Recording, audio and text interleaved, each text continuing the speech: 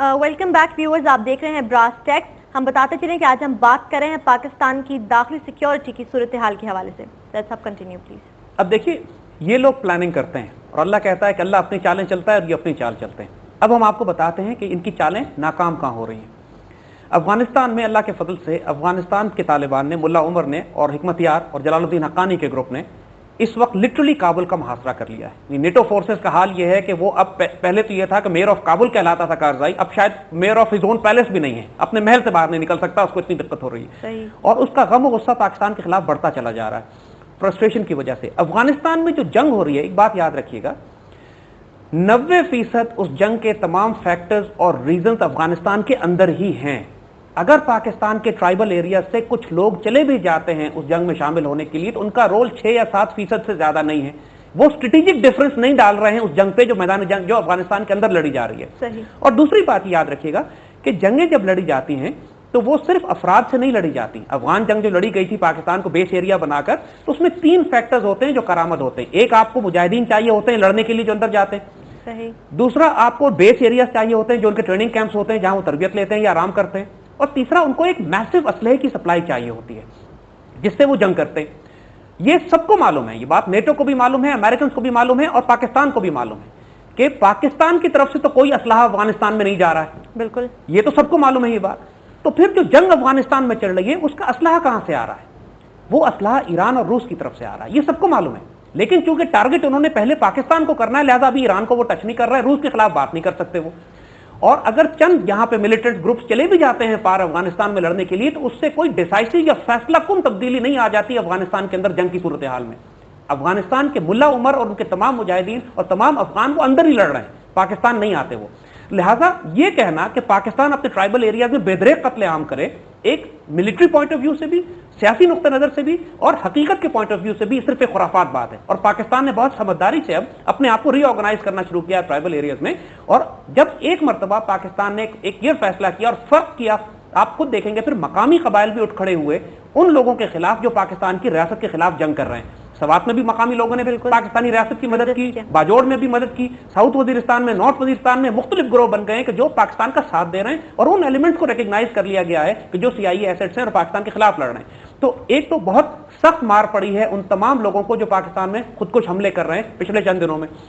दूसरा ये हुआ कि इन्होंने वो तमाम पश्तून सब नेशनलिस्ट एलिमेंट्स अमेरिकन ने जो फ्रंटियर में, ट्राइबल एरिया फ्रंटियर में बिठाई थी, फ्रंटियर में हुकूमत जिनकी कायम की थी, जो पश्तूनिस्तान की बात करते हैं, इनकी और मकामी तालिबान की लड़ाई हो गई। नतीजा यह है कि पिछले चंद दिनों में आप ये देखेंगे कि एक फूट पड़े, एक फसाद हो गया है कि और जो एएनपी है फ्रंटियर में, उसके बहुत ज्यादा अफराद को मुसलसल कत्ल किया जा रहा है मकामी तालिबान की वजह से, क्योंकि मकामी तालिबान ये समझ रहे हैं कि एएनपी हुकूमत ने आकर इनके खिलाफ फौजी ऑपरेशन करवाया, लिहाजा इनमें आपस में जंग शुरू हो गई।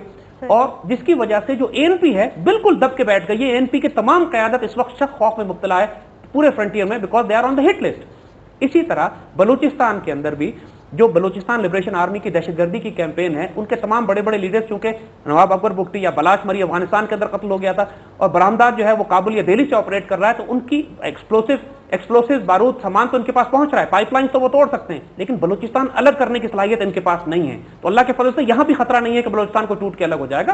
प्रॉब्लम्स हैं इसलिए कि जो हुकूमत अब बनी है वहां पर वो सारे प्रो अमेरिकन या सब नेशनलिस्ट एलिमेंट्स को सपोर्ट करने वाले हैं और प्रो इंडियंस हैं। जब भी तो उन्होंने 15 अगस्त को छुट्टी दी बलूचिस्तान में, और ये बात कोई मीडिया रिपोर्ट नहीं कर रहा है। और इस वक्त जितने भी बीएलए के दहशतगर्द पकड़े गए थे उन सबको रिलीज किया जा रहा है बेदरेग, ताकि वो दोबारा जाके पाकिस्तान के खिलाफ एक कैंपेन बिल्ड करें। इसी तरह सिंध में, कराची में मुसलसल कोशिश की जा रही है कि खुरेज फसादात कराए जाएं, और अल्लाह का फजल है कि अल्लाह ने करम किया है कि अभी तक फसादात नहीं हुए वहां पे, जो कोई टेंशन और फ्रिक्शन है।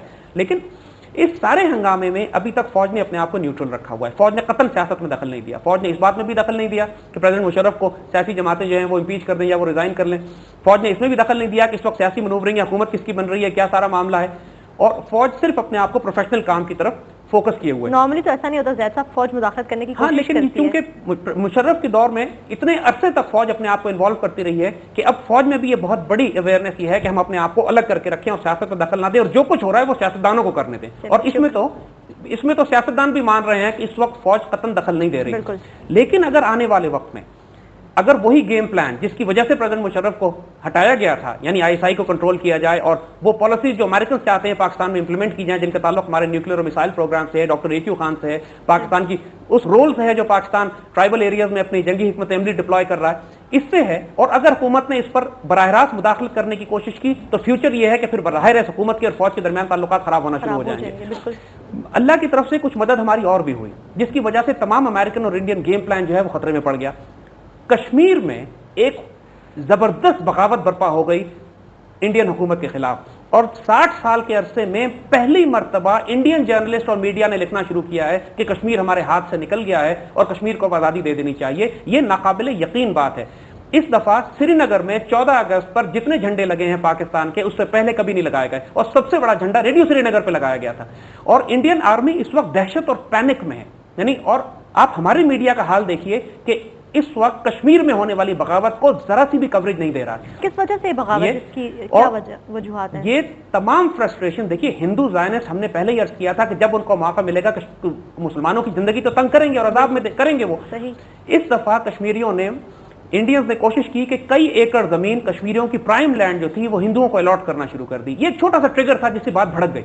اور جموں کے ہندوؤں نے وہ تمام رستے بند کر دیے جہاں سے کشمیر کی اکنامک سپلائی لائن جایا کرتی تھی. سارے ان کے جو غلے کے اور خوراک کے اور پھلوں کے ٹرکس تھے وہ جو باہر جاتے تھے ان کو روک دیا. نتیجہ یہ ہوا کہ کروڑوں اربوں روپے کا نقصان ہوا کشمیری مسلمانوں کا کہ ان کی سپلائیز باہر نہ جا سکی بکنے کے لیے. جب اکنامک بلاکیڈ ہوا، جب بالکل خودکشی لٹرلی نوبت ایسی آ گئی کیونکہ ان کو قتل کرنے، پورے کئی لاکھ کشمیری مسلمانوں کا قتل عام، لٹرلی اکنامک قتل عام تھا یہ، تو کشمیری مسلمان بھڑک گئے.